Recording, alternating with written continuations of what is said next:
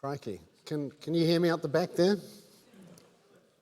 Good evening and welcome to the very first FMA Great Debate. So cool to see some very friendly faces out there and some new ones as well, so welcome. Can I kick off first though by offering a special thanks to Sir Elton John. I was a bit concerned that I might have to gap this a little early tonight. But I plead to him to perhaps change the date, and he did, so just wanted to say thanks to him. Also, if you're not aware, we are streaming this live, and I just want to say hello to Mum on YouTube and LinkedIn. It's very high tech, so welcome everyone to this gig tonight. It's a bit of a heavyweight fight, and I think before we kick into it, one of the big things that I would love to do is first things I'd love to do is acknowledge the FMA, because without them, we wouldn't be here this evening, would we? So could I ask all the FMA staff to stand up, and we'll give them a big clap for just for making tonight something pretty good. Awesome job. Thank you for that. Any donations welcome at the end. Our theme tonight is passive management gives investors the best outcome. It's a hot topic, and one we're looking to either dispel or prove once and for all. So let's meet the teams for a start, shall we? For the Affirmative, we've got the one and only Sam Stubbs, Managing Director of Simplicity. Welcome, Sam. Followed by Hugh Stevens, Chief Executive of Smartshares, and Fiona Mackenzie, Head of Direct Wealth at Jarden. So they're going to be for that theme. And for the negative, we've got Rebecca Thomas, Chief Executive Officer, Executive Director, dare I say it, Mint Asset Management. With that title, clearly you are the captain this evening. John Berry, Chief Executive at Pathfinder. Welcome, John. And Paul Gregory, Group Head of Investments at Pi Funds. So why don't we give them a wee clap before they start. And look, thanks so much for taking the time out of your busy schedules, because you're all managing money for a lot of New Zealanders, and it's great to have you all here. It would be remiss of me not to invite first, though, our host and the chief of everything around conduct, whether it's good or bad behaviour, the one and only Rob Everett. I'd like to invite him to the stage from the FMA to say a few words on behalf of the organisation. Welcome, Rob.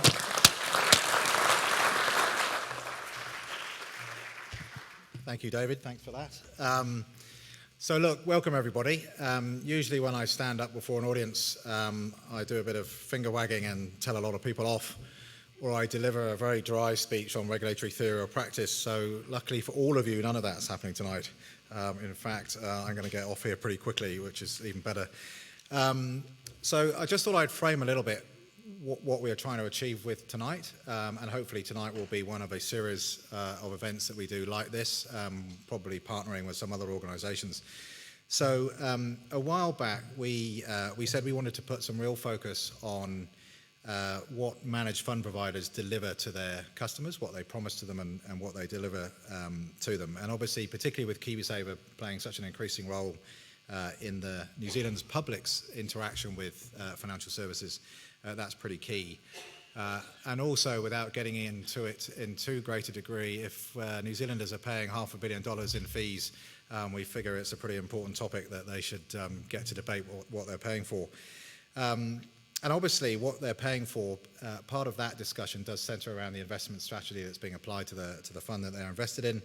And as David said, there's few more important and contentious debates than this particular one about active management versus passive management, and that's why you're all here tonight. So in addition to that focus, as many of you will know, we've commissioned my fiduciary to do some research into the investment styles of KiwiSaver providers in particular, whether they are active, whether they're passive, or they're somewhere in the middle, and whether what they say they're doing actually matches what they are doing. So the reality of delivery against promise, and we look forward to sharing that work with you relatively shortly. But tonight, we've persuaded some of the brightest and best and most successful people in the industry, and David, to come along to have a bit of fun debating. It's slightly dangerous because he gets the mic after I do, but so as David said, we've asked these very busy and high-ranking people to come and debate the proposition, active versus passive, or the actual proposition, passive management gives investors the best outcome. And so I should add, on the kind of basis of the theme of you get what you pay for, we haven't paid any of the panelists here tonight or David, and you can take that how you want to as well. So they've given up their valuable time because they know this is an important topic. They know it's one that we want investors to engage in. They know it's one that you want to, if you can, have a civilized debate. Is that the plan, a civilized debate? Yeah, okay, civilized debate. And also, we wanted this to be fun.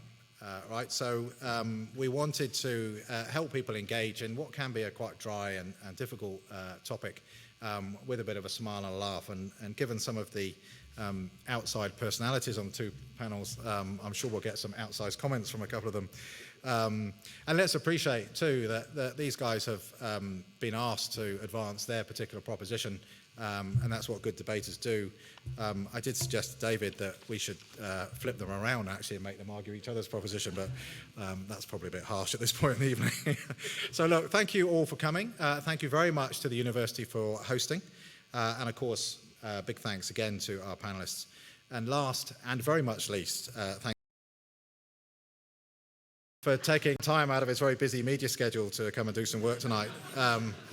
I can't think of someone better to corral such an eminent and challenging bunch of people and still be friends with them afterwards. So, in all his many guises and many passions, David clearly has a passion for investment and investors and their investment proposition, providing a safe and fair environment for investors, as I hope we all do. And I'm sure he'll be just as fair to the two teams tonight. So, David, with apologies for the abuse, over to you. Yeah, you really look like it.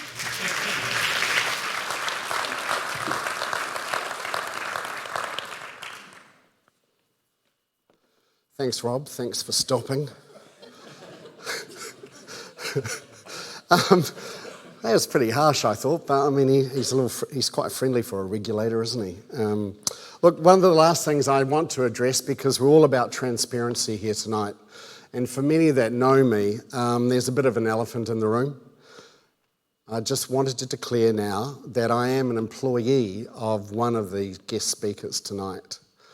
And following on from Rob's, dulcet tones, I wanted to assure you that I will not in any way take an active approach to any outcome on the proceedings of this evening. And in fact, I want to be quite clear that this is going to be a clean and fair exchange of thoughts and views from some very smart individuals. And I would encourage, if I may, plenty of somewhat activity around the participation from the audience, but a little bit more on that later. Okay, so let's get the show on the road. The debate will kick off with the affirmative lead being Sam, who's their captain, and he'll have, as each speaker will have only 3 minutes. Now that is going to be a hell of a job in itself, given if you know any of these personalities. But my job is to make sure that they stick to that or thereabouts. Each speaker, Rebecca will then follow, and then so on and so on until each speaker has said their piece.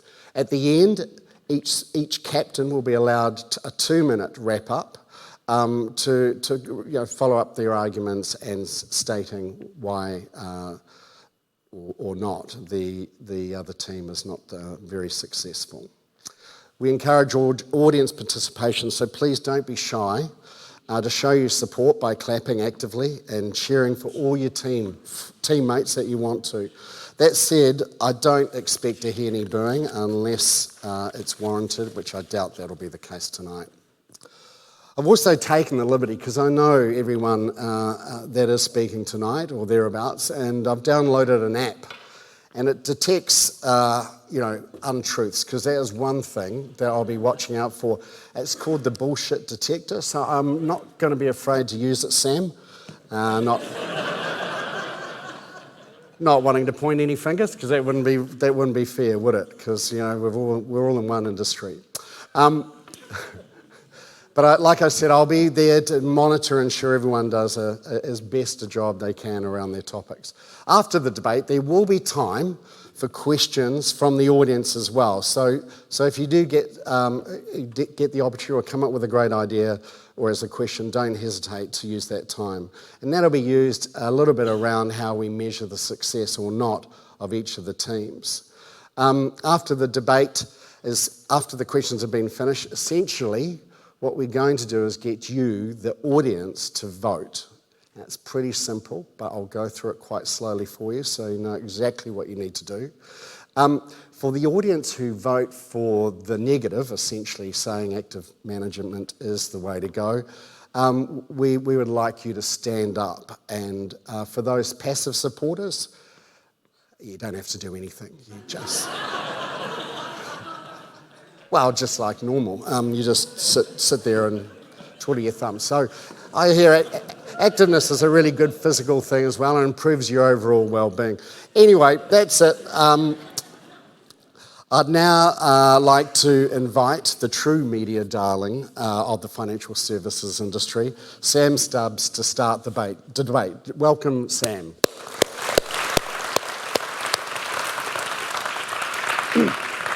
Thank you, David. Thank you, David. I see the bullshit detector go off when your disclosure of conflict of interest came out. But I just wanted to say also, Rob, now that you're not paying us, I promise you value for money. So, ladies and gentlemen, this is the Great Debate. The debate about what we do with the billions of dollars that we manage on behalf of millions of Kiwis, and what is the best way of doing it. And I wanted to thank our host, the FMA, for bringing this together. And I want you to personally join me in thanking Rob for his personal commitment he made to me that the winning team will be exempt of all FMA levies for the next 10 years. Thank you, Rob. This is the bang for buck debate. This is actually, do investors get value for money out of what we do? And our team, we're going to call ourselves the makers or the money makers. This team, we're going to call them the minters. Doesn't matter what goes up and down, they'll be minting it with their fees. And there's me, simple by name, loud by nature. There's Hugh, who works for the august passive asset management Smartshares. By the way, they also run a small stock exchange on the side. And then Fiona, who works for the real New Zealand stock exchange called Jarden. So the topic tonight is that passive investing gives the investors the best outcome. 3 key words: passive, investors, and outcome. So let me define those. What is passive? Well, passive is doing not very much. It is how it sounds. Rob, you talked about us being busy. We're not busy. We do almost nothing and charge almost nothing. Been hanging around all week waiting for this. There's nothing else to do when you're passive managing. So passive by name, passive by nature. Tracking an index, but basically not doing much.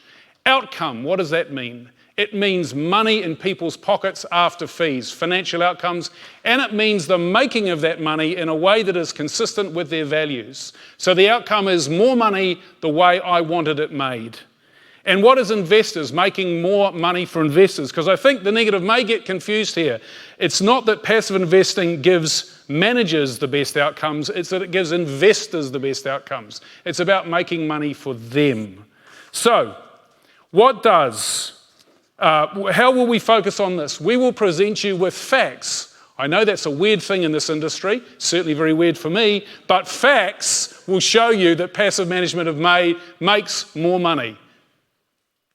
Unquestionable. Secondly, we will talk about, and that's what Fiona will focus on, secondly will be Hugh on ESG factors. Getting those outcomes in alignment with our values, and I'm just going to talk about what we do as an industry, because it's a fact that active management is just passive managing in drag. You all know that we track indexes. You all know that we're incredibly scared when it goes plus or minus 5% off index weighting. Why? Because if we track it passively, we're not going to expose ourselves, we're not going to massively underperform, but we'll call ourselves active managers so we can jack up the fees. And that's what our industry does. How many active managers out there are really active? Is that the warning or is it over? It's over. All right, we're over. So I'm going to get off my pulpit. These guys can make their confessions now at the church. Reverend Boyle presiding, and I'm going to give them a confessional candle. Smells like, it's from Gwyneth Paltrow's personal collection, says, smells like high fees. Thanks, Sam. Well done. Great effort.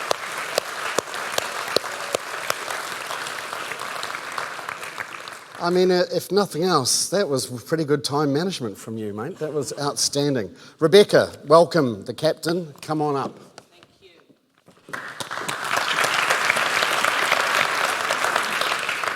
So, well done, Sam. What a raconteur. Never let the truth get in the way of a good story. So, what I've done tonight is I've brought along my passive management toolkit. It's for long-haul investing as opposed to long-haul flight. A blindfold to select the best securities and earplugs for listening to my clients' outcome preferences. As active managers, however, we have a toolkit which allows us to respond to investor preferences and beat the market after fees. So Team Active will cover off fiduciary duty for client outcomes, the long-term performance of active management, the particular difficulties for passive management in meeting clients' SRI and ethical preferences, and the problems for both financial market integrity that a preponderance of passive investing creates for the long-term health of New Zealand capital markets and also for investors.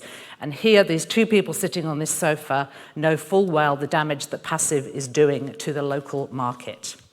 So let me start with our fiduciary duty. We have a legal obligation to put clients' interests first. We're managing other people's hard-earned savings. So just remember, you can never beat the market with a passive strategy. You can never protect clients' capital in a falling market by going to cash or using derivatives for downside protection. You cannot manage returns relative to risk. You just get the standard deviation of the index. You cannot target a high Sharpe ratio, a high unit of return for a unit of risk. Conversely, active managers have a toolkit of strategies and resources to help them outperform. Yes, these resources are people, and they have a greater cost than passive investing, but remember that's not free either. So researching companies for us is about identifying companies that are not fairly priced based on future returns, because as we know, the market looks forward. And because the market is inefficient, we want to own those companies, not the dross that lurks in the rest of the index, which is potentially overvalued. So when it comes to cost for research, economically rational managers know that if fees are too high, it will destroy their long-term competitive advantage and the toolkit they have to outperform. Therefore, ladies and gentlemen, as a person here who actually has professional investment qualifications, I'm able to tell you that after 34 years' experience as an investment professional, I know that active management can deliver the best outcomes for clients. Mint started 12 years ago before the GFC. Over those 12 years, our flagship fund has underperformed in 3 and outperformed in 9. We have never underperformed for 2 years in a row, and our cumulative outperformance is 22.32%, or in investment speak, 2,232 basis points of alpha after all fees. Enough said. Perfect timing, eh? That's perfect.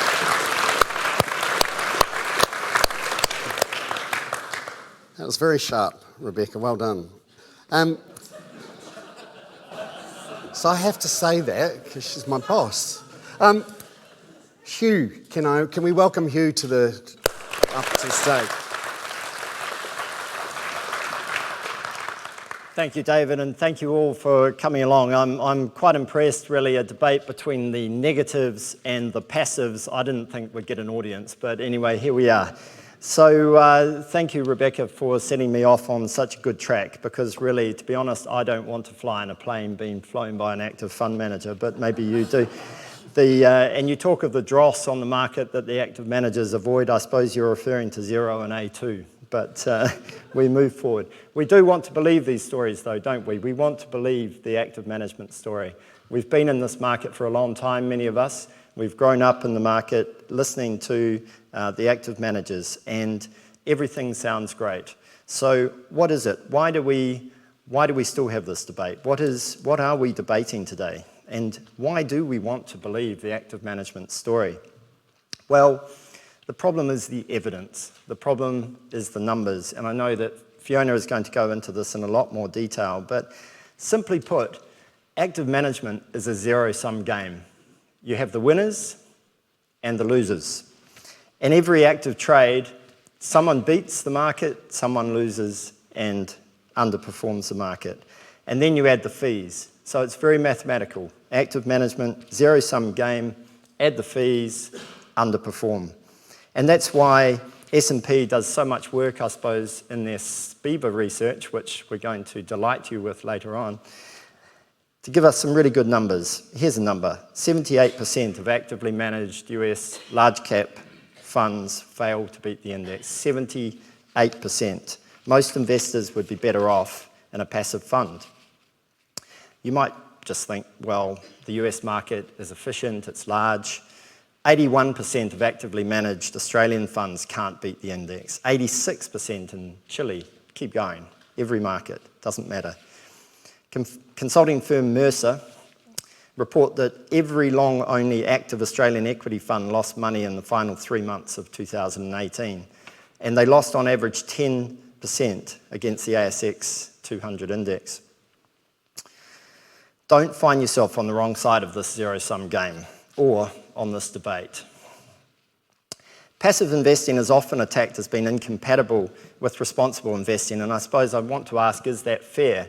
Well, let's look at the E, S, and G. So environmental funds, index tracking actually makes it easier to implement your environmentally conscious beliefs. For example, we have the iShares Low Carbon ETF, or the Water Fund. You can invest in water growth, investment in third countries. You can also invest in water sustainability ETFs. You don't need the Pathfinder fund. You can go pure passive. Sorry, John. Socially responsible, low-cost index funds are available. Animal rights, gender equality, diversity, inclusion, and that's right, time measurement. G is for good use of time and governance, and you can buy an ETF on that front as well. So really, I think there is no reason to go for the active approach. Thanks, Hugh. Yeah, ignore.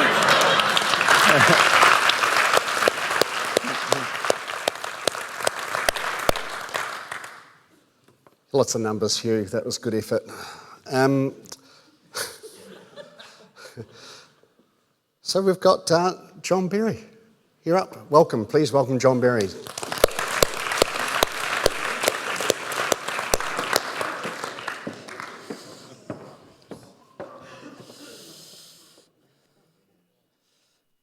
Hi everyone. I would like to introduce you to the number 0. This represents the number of passive funds that are designed to outperform their index this year, next year, and forever. So let's look at history. If we were all passive and totally mediocre, no one would have climbed Everest, no one would have gone to the moon, no one would have invented the wheel. History tells us the best outcomes don't come from being passive. Passive delivers 0. What does the data tell us? Hugh very kindly mentioned SPIVA. We say SPIVA schmiva. SPIVA does not tell you the complete picture. It's produced by an index provider without a neutral lens. It likes short timelines of 1 and 3 years, which don't include bear markets, where active totally outperforms. And it also includes high fee index hugging passive funds, which call themselves active but are totally passive, should not be in the data. Research clearly shows if you exclude them from the data, active outperforms.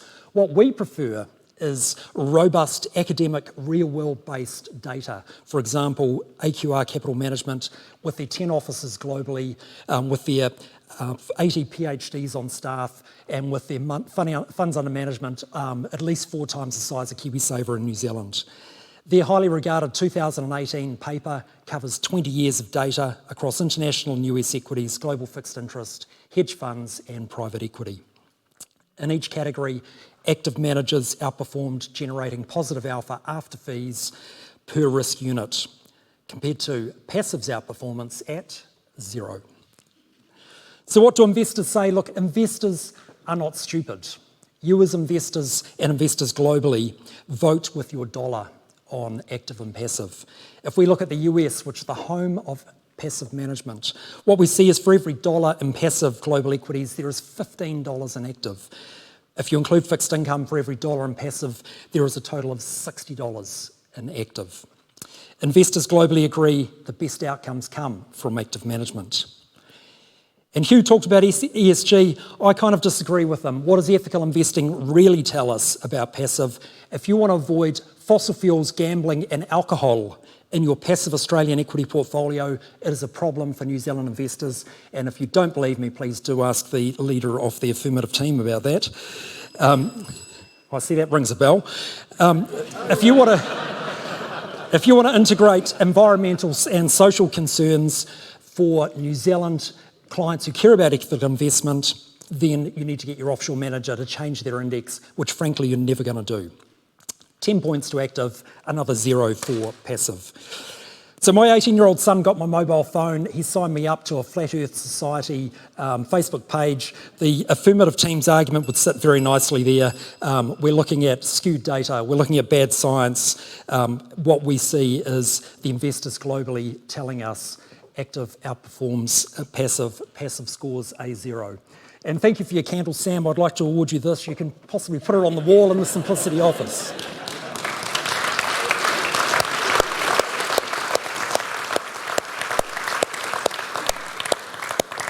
Well done, John. Sam, that could go in the bathroom, perhaps, that one. I'd now like Fiona to come up and speak on the Affirmative. Let's welcome Fiona.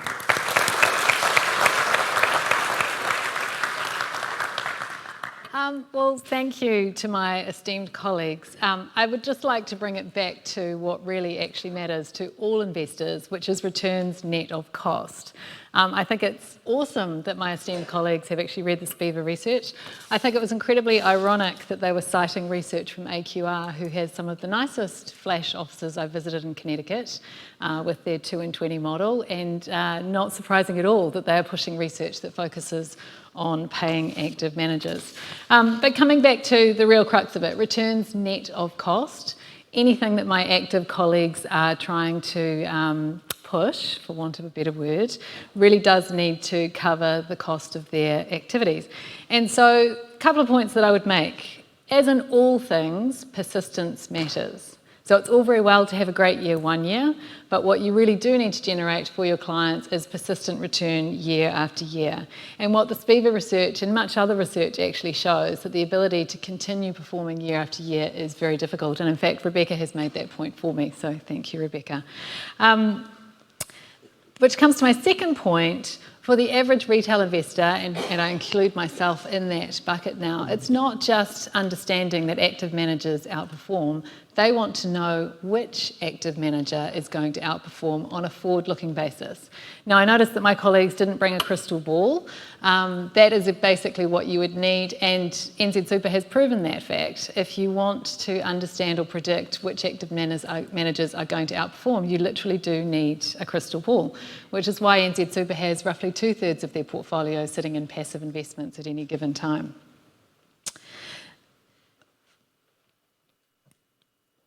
Third point I would make, if you are going to go active, and I think I should digress here slightly because as my team captain has nicely pointed out, I work for a firm that does a lot of active and passive. If you are going to go active, and that would be my suggestion is not that you go entirely passive, but you have a little bit of a combination of both. But if you're going to go active, make sure that it actually fits your personal needs. I think what we haven't talked about today is that the active product that my esteemed colleagues are talking about is actually designed for the needs of consultants rather than their individual underlying clients. So if you do want to go into the active world, something that is much more bespoke and personal to you, starting with some foundation product, passive product, that our team is focused on, and then building around the edges with some active product to integrate your ESG, et cetera, et cetera. But I think focusing on active when you can't actually predict where that active management is going to come from is a little bit difficult. I suppose I would say, to sum up, I would say it's not all about all passive or all active. I think the research is incredibly clear that active managers may outperform 1 year, but within 2 years, only 6% of those managers are outperforming. It's pretty much like throwing darts or needing a crystal ball in terms of identifying those managers up front. And so I really think the data, despite what my colleagues have said, is resoundingly on the passive side. Thank you. Well done.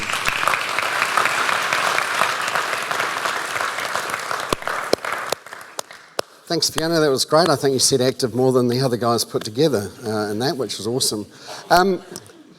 Last speaker, and certainly not, we've kept everything for you, Paul, to come on up and finish this part of the debate. Welcome, Paul Gregory.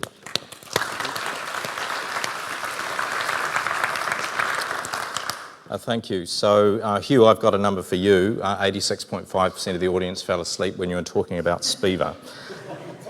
And Fiona, a mix of active and passive is what delivers the best investor outcomes. I might as well sit down, right?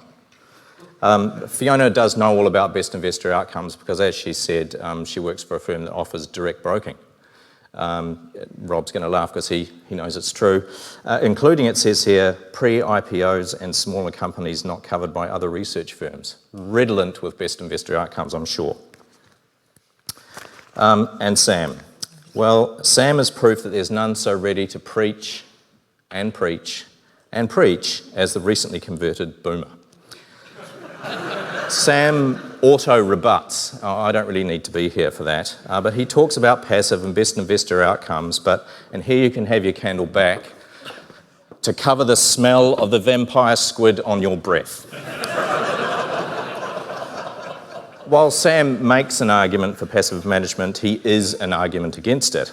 The man, otherwise known as Angry of Belmont, uses up so much oxygen being professionally outraged because he spends zero time managing portfolios. Data from NIWA shows the consequences of this. The ozone layer over Devonport is perilously thin because Sam is the source of 2.4% of the carbon dioxide emissions from New Zealand. For the sake of our climate, let's please get Sam something useful to do.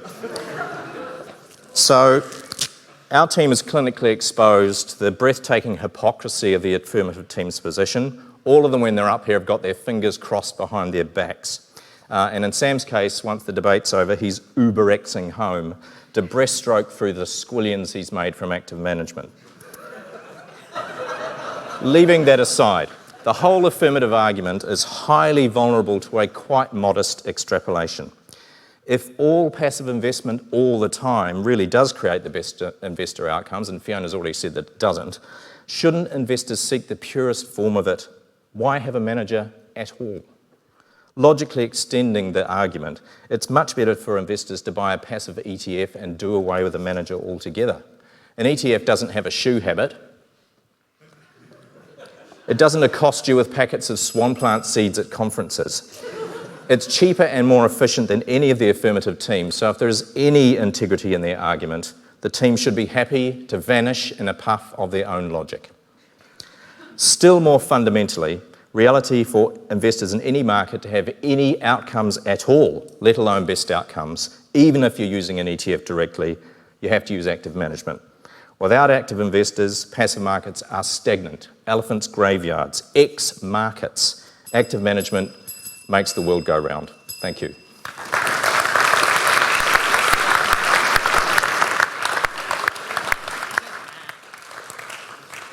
Well, Paul, you certainly took the gloves off for that one. I think while we... Very good, well done. Okay, we're going to wind up this debate now, and Sam, you've got 2 minutes to wrap up your points right now.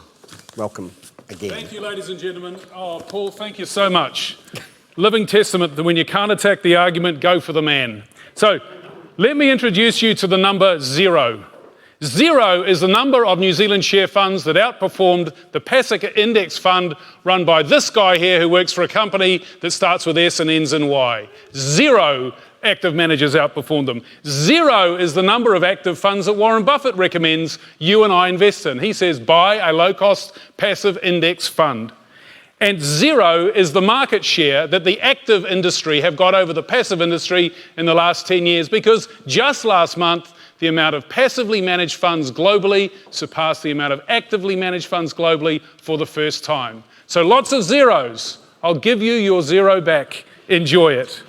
And we talked before, and we had a great thing from John about passive people haven't been to the moon, they didn't invent the wheel. Well, hold on, sorry. Boeing, which went to the moon, is in the index. Lockheed, which went to the moon, is in the index. And Tesla, which, well, takes advantage of the wheel, the company that we would own in the index, you were so busy shorting as active managers that you got your trousers handed to you just recently.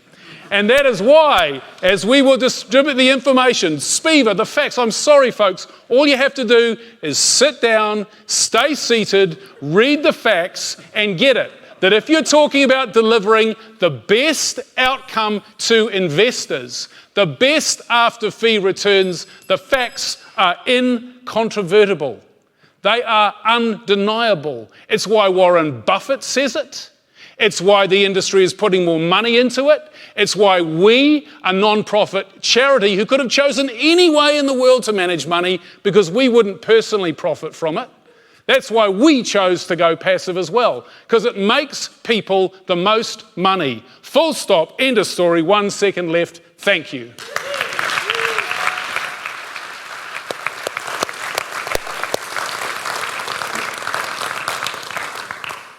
Outstanding time management and good environmentally hand out papers there as well, was it?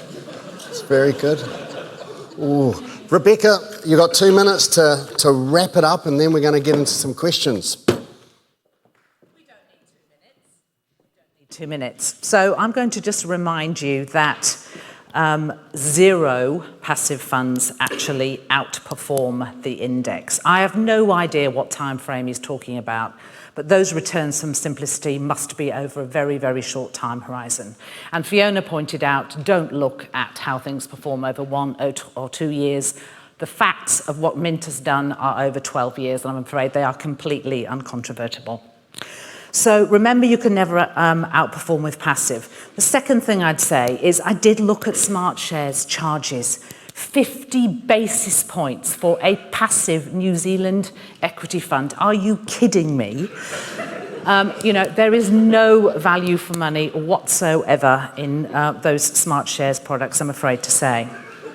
I also wanted to just revert back to the zero-sum game argument. That Sharpe's argument from the 1960s, and that zero-sum game has been completely dismissed. There is the ability to add value after fees, and in order, even if it were true, it needed active managers on the other side of those dumb passive bets in order to make it a zero-sum game. So I think, Warren Buffett. Warren Buffett, last time I looked, was actually an active investor in respect of his own funds that he actually manages for third parties. So he's an unusual choice to be an ambassador for passive. Finally, though, I want to talk about Larry Fink, because I believe we're at an inflection point at the moment on this passive-active debate.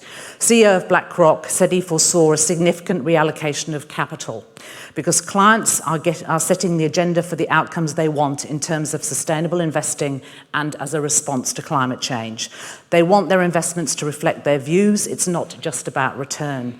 And that brings me back to fiduciary obligations, where I started. BlackRock reflected they can only achieve the impact and purpose that their clients want through their active funds, and that's the only place they're making changes on carbon. Can't do it on passive, unfortunately. Right.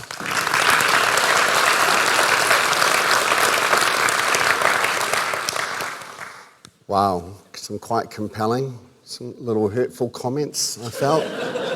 Just a wee bit. I mean, I wear my heart on my sleeve, and some of those things, Paul, that you said, I'd feel a bit hurt by that, but, I think actually, let's just give another round of applause for everyone that's contributed to that. All right, so the fight's over, and to be honest, I don't think there was a true knockout blow by either side, so it looks like we'll need to go to a points decision, which of course is where you come into play. But before we do, we do have some time for some questions. So has anyone got a burning, interesting, intriguing question? Not a statement, because we don't want to hear statements tonight. Just ask a question and make it cool, and we'll crack on with it. Anyone? Yes, look at that. Gentleman in the middle. Is this a statement or a question? Are you sure?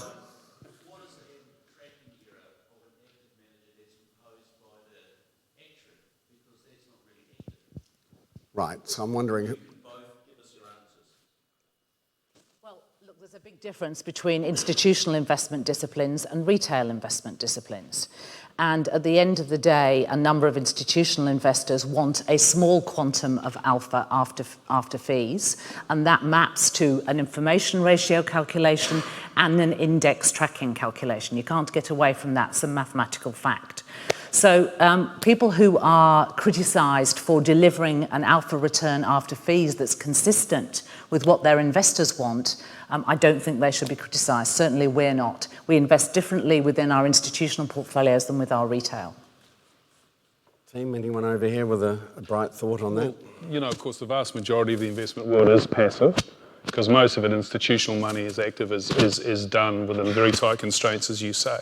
So if it's within tight constraints, you're going to get, quasi-passive performance. And when I was an active manager, that's exactly what we were. We were a passive manager with a very little room for difference, but to justify a massive hike in fees. It doesn't deliver value. That's why, well, Rebecca's words are right. Before fees, active management can work, but after fees, it doesn't. Sam, for the avoidance of doubt, every single thing we quoted is after fees. Every single thing is after fees. It's getting a little boisterous.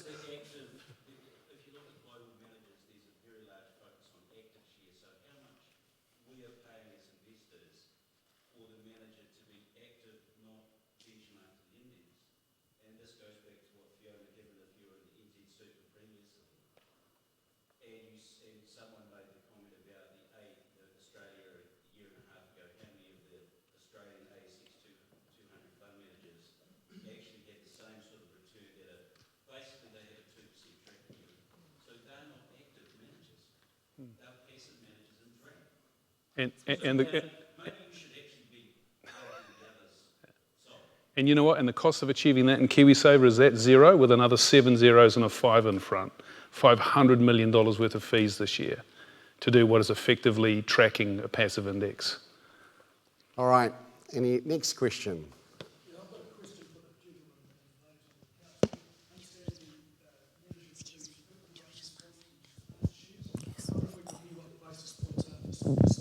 And I suspect that that's a continuum. We don't have to have an answer, I believe, but where do you see the trend in those fees going, please? One of you must be right about the levels. Maybe I'll pick that up as representing Smartshares. So there is a range of fees in our funds, and in fact we have the lowest international bond fund on our platform, I suppose, in the Smartshares ETF range. So progressively, as the funds increase in size, we are bringing those fees down.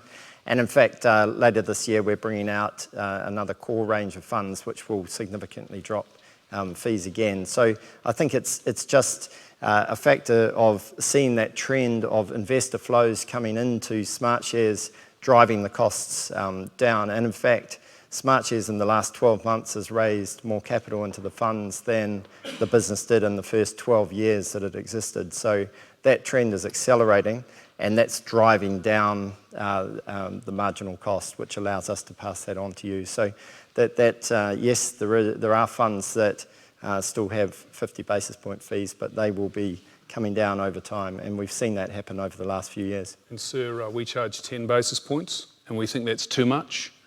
We think what the New Zealanders should pay to have their assets managed eventually, what we will get to is no more than $30, no matter how much money you have saved, because that's actually what it costs. Thank you. All right. We've got time for one more, if we dare. Wow, look at that. No? No more questions? Gentleman at the back. So if we could agree on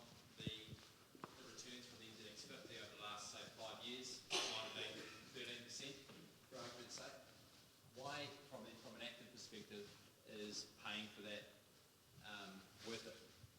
Because that is the investor outcomes, not why is 13% not good enough? Over there, one of you. Well, the answer is because we can do better after fees, and we have done way better after fees. I mean, it's entirely a matter for personal choice in terms of people wanting to do that. We're in an environment where the nominal returns from our local market have been extremely high by international standards. But, you know, when markets are falling, you might be very grateful for having your capital preserved by being with an active manager rather than effectively somebody chasing down very large cap stocks as they fall and fall and fall as the market goes down. We haven't really talked about that. My observation would be, absolutely, you could outperform what has been exceptional returns in the New Zealand market in the last few years, but not every single active manager has outperformed. So again, if you're smart enough to figure out exactly which active managers are going to outperform, then I would love your number, because I'd quite like to know that on a forward-looking basis as well. That's the trick. As a retail investor, you have to be able to identify those managers in advance. That is a very, very difficult thing to do, which is why one of the biggest and most successful institutional managers in New Zealand tends to not try and pick active managers. It's a very, very hard game. And those annoyingly factual SPIVA numbers show that in bear markets, active managers underperform worse than in bull markets. They actually don't sell the stuff. They don't have the cash. They don't say what they say. They don't do what they say they could do. All right. So, no, we're running out of time. I was just going to say, so good to be the boss tonight. It's just the best. Honestly, this is gold. I was going to say, Fiona, I'll give you my number later, and I'll tell you about a company that can do that and has done it quite regularly, just saying, but we don't need to do that just now. That's it. That is kind of where we're going to finish with the chatter. There's a lot of robust discussion, some, dare I say, intriguing questions from the audience as well. But now is your chance to get the voting underway. So can I ask those that support an active, healthy, well-being, financial well-being outcome, those, can you all please stretch your legs, stand up and do whatever you'd like to show your support for the affirmative. Please stand up now. Yes. Ooh. Just, yeah, keep going. Can I just get a photo of that? Because I don't want to get any problems later. Just saying. Oh, Rob, you're standing up as well. Look at that. Holy shit. Oh, mate, that's outstanding. Okay, for those clearly didn't have a thought or went passive, they sat down. So I don't know about you, but I'm just finger in the air. It felt like tonight, and dare I say it was very close. I think the active team won. Do we agree with that?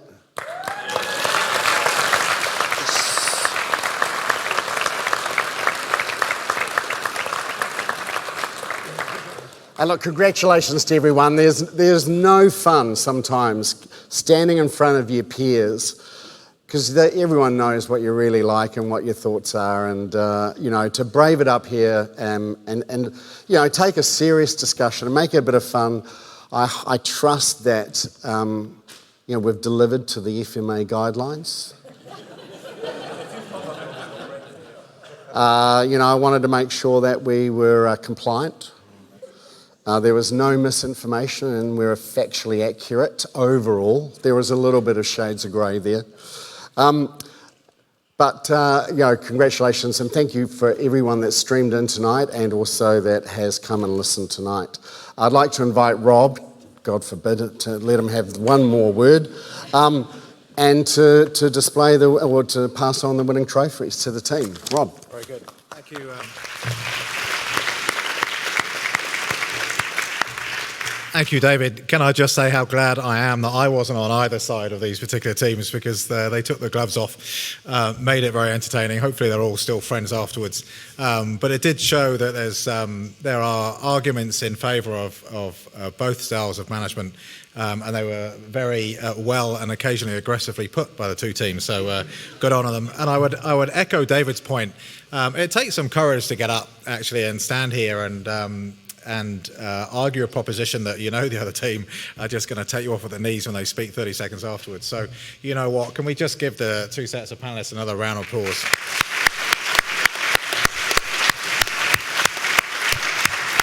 Right, and I think we're now going to award the winning team their rather lavish FMA listening, trophies. Yeah, well done. Well, I've got to take all three of them. Obviously, a few budget constraints.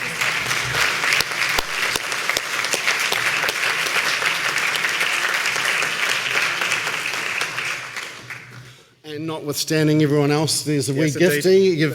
You've dug deep into here, indeed. And there's. Do you want to pass present those for the I won't call them the losing team, the other team.